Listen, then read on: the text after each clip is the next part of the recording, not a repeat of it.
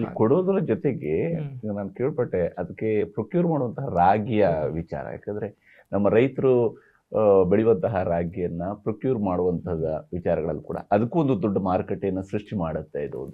ಆ ನಿಟ್ಟಿನಲ್ಲಿ ಏನು ಯೋಚನೆ ಬಂತು ಮತ್ತು ಅದು ಆರೋಗ್ಯಕರವಾಗಿ ಯಾಕಂದ್ರೆ ಅದು ಬೆಳೆಯುವಂತಹ ಸಂದರ್ಭದಲ್ಲೂ ಕೂಡ ರಾಸಾಯನಿಕ ಮುಕ್ತವಾಗಿ ಅದನ್ನು ಬೆಳೆಯುವಂಥದ್ದು ಬಹಳ ಉಪಯುಕ್ತ ಆಗಿರುತ್ತೆ.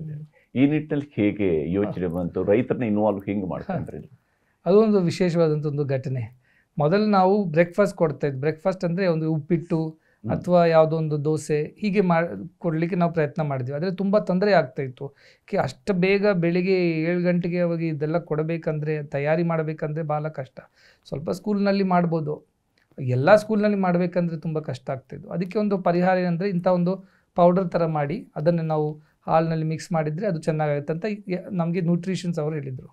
ನಾನು ಅಂದ್ಕೊಂಡೆ ಅದನ್ನೇ ಸರಿ, ಯಾಕೆಂದರೆ ಅದು ಎಲ್ಲರಿಗೂ ಸೇರುತ್ತೆ, ಮುಟ್ಟುತ್ತೆ. ಬೆಳಿಗ್ಗೆನೇ ನಾವು ಕೊಡಬಹುದು, ಹೆಚ್ಚು ಕೆಲಸನೂ ಇಲ್ಲ ಅದಕ್ಕೆ, ಮತ್ತು ಹೊಟ್ಟೆ ತುಂಬುತ್ತೆ. ರಾಗಿಯಿಂದ ಮಾಡಿದರೆ ಅದು ಇರುತ್ತೆ ಹೊಟ್ಟೆದಲ್ಲಿ. ಆ ಮಿಡ್ ಡೇ ಮೀಲ್ ಬರುವವರೆಗೆ ಅವರಿಗೆ ತುಂಬ ಹೊಟ್ಟೆ ತುಂಬಿರುತ್ತೆ ಅಂತ.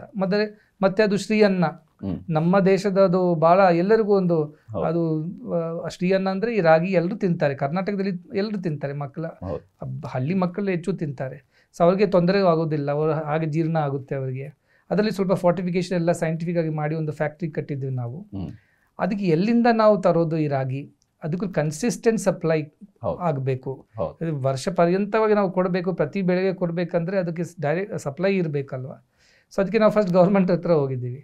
ಅಲ್ಲಿ ಪ್ರೈಸ್ ಫ್ಲಕ್ಚುಯೇಷನ್ಸ್ ಇದು ಅದು ಕ್ವಾಲಿಟಿ ಎಲ್ಲ ನಡೀತಾ ಇತ್ತು.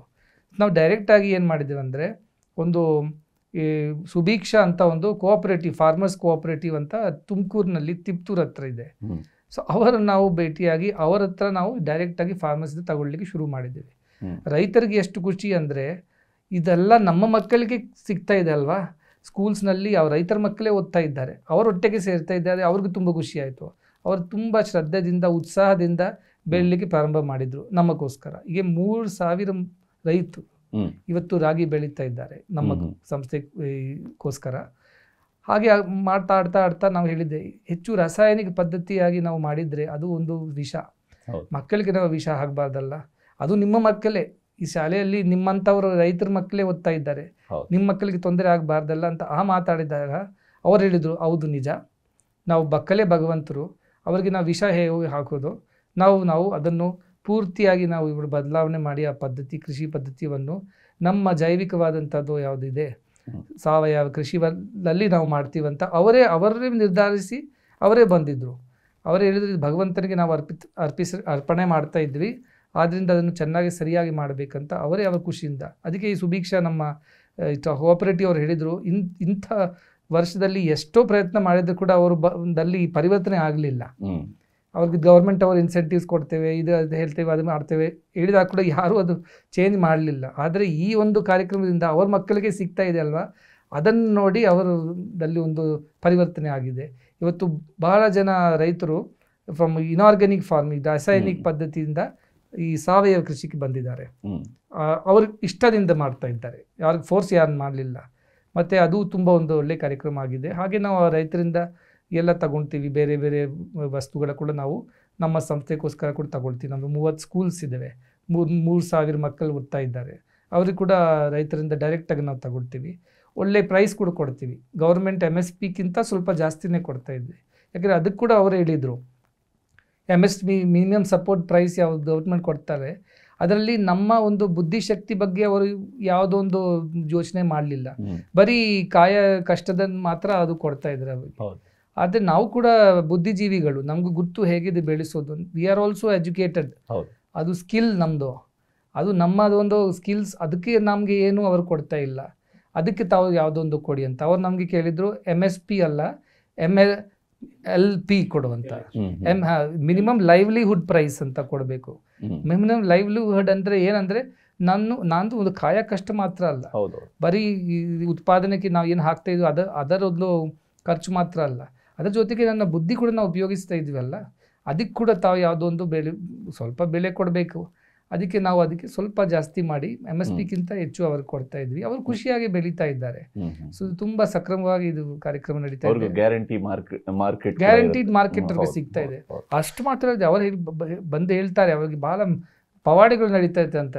ಯಾಕೆಂದ್ರೆ ಮಳೆ ಇಲ್ಲದೆ ಬೆಳೆ ಇರೋದ ಅಂತ ಪರಿಸ್ಥಿತಿಯಲ್ಲಿ ಕೂಡ ಅವ್ರಿಗೆ ಯಾವ್ದು ಇಂಥ 3 ವರ್ಷದಿಂದ ತಗೊಳ್ತಾ ಇದ್ರ ಹತ್ರ 1 ವರ್ಷ ಕೂಡ ಅವ್ರಿಗೆ ಏನು ತೊಂದರೆ ಆಗ್ಲಿಲ್ಲ ಅಂದ್ರೆ ಅವ್ರು ಹೇಳ್ತಾ ಇದ್ದಾರೆ ಇದೆಲ್ಲ ಭಗವಂತನ ಅನುಗ್ರಹ, ನಾವು ಒಳ್ಳೇದು ಮಾಡ್ತಾ ಇದ್ವಿ, ಇದಕ್ಕೆ ನಮ್ಗೆ ಒಳ್ಳೇದಾಗ್ತಾ ಇದೆ.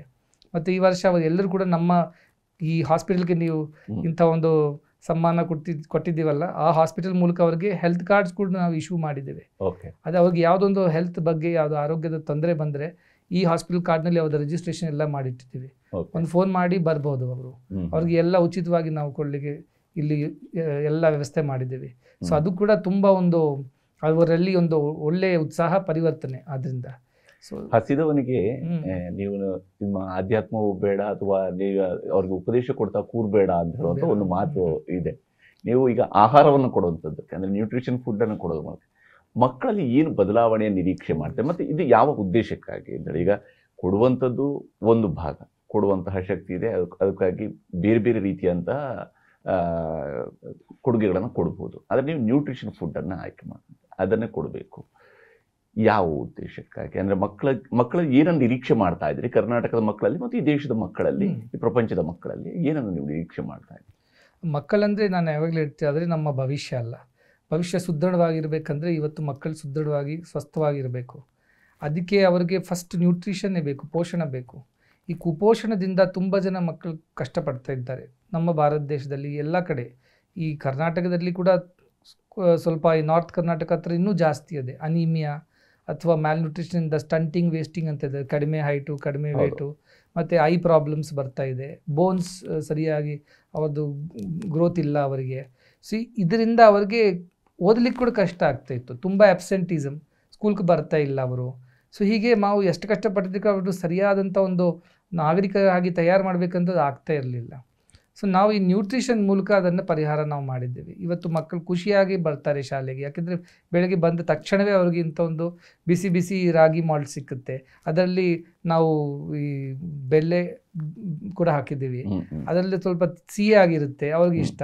ಒಂದು ಅದಕ್ಕೆ ಫ್ಲೇವರ್ಸ್ ಕೂಡ ಇದೆ, ಚಾಕ್ಲೇಟ್ ಮಾಲ್ಟ್ ಇದೆ, ಹೀಗೆ ಬೇರೆ ಬೇರೆ ಫ್ಲೇವರ್ಸ್ ಕೂಡ ಒಂದೊಂದು ಕಡೆ ಕೊಡ್ತಾ ಇದ್ವಿ. ಅವ್ರಿಗೆ ಖುಷಿಯಾಗಿ ಸ್ಕೂಲ್ಗೆ ಟೈಮ್ಗೆ ಬರ್ತಾರೆ. ಮೊದಲನೇ ಆ ಟೀಚರ್ಸ್ಗೂ ತುಂಬ ಸಂತೋಷ, ಯಾಕೆಂದರೆ ಟೈಮ್ಗೆ ಬರ್ತಾರೆ ಮಕ್ಕಳು.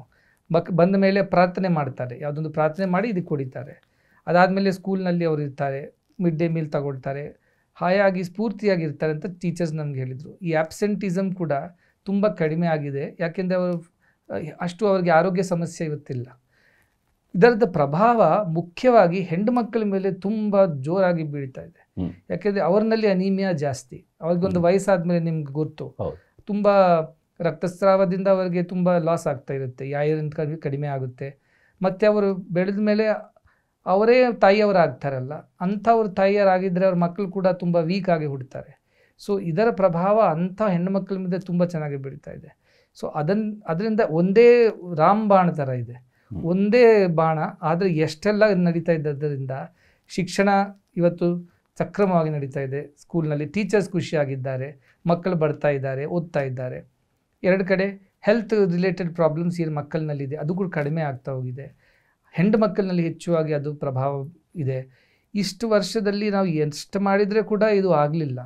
ಇವತ್ತು ನಾವು ಒಳ್ಳೆ ಒಂದು ರಿಸರ್ಚ್ ರಿಪೋರ್ಟ್ ತಯಾರು ಮಾಡಿದ್ವಿ with national institute of nutrition ಮೈಸೂರಿನಲ್ಲಿ, ಅವರ ಮಿಲೆಟ್ ರಿಸರ್ಚ್ ಇನ್ಸ್ಟಿಟ್ಯೂಟ್ ಅವರ ಜೊತೆ ಸೇರಿ ಒಂದು ರಿಪೋರ್ಟ್ ತಯಾರು ಮಾಡಿದ್ವಿ, ಬರಲಿಕ್ಕಿದೆ.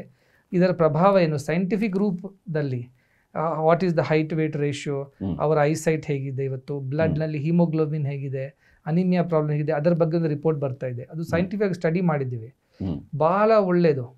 ಎಲ್ಲ ಮಕ್ಕಳಲ್ಲಿ ತುಂಬ ಒಂದು ದೈಹಿಕವಾಗಿ ಒಂದು ಪರಿವರ್ತನೆ ಇದೆ, ಬೆಳೀತಾ ಇದ್ದಾರೆ ಚೆನ್ನಾಗಿ. ಆದರೆ ಮಾನಸಿಕವಾಗಿ ಕೂಡ ಅದು ಚುರುಕುತನ ಇದೆ, ಇವತ್ತು ಶಾರ್ಪ್ ಆಗಿದ್ದಾರೆ, ಕ್ಲಾಸ್ ಅಟೆಂಡ್ ಮಾಡ್ತಾ ಇದ್ದಾರೆ, ಕಲಿತಾ ಇದ್ದಾರೆ.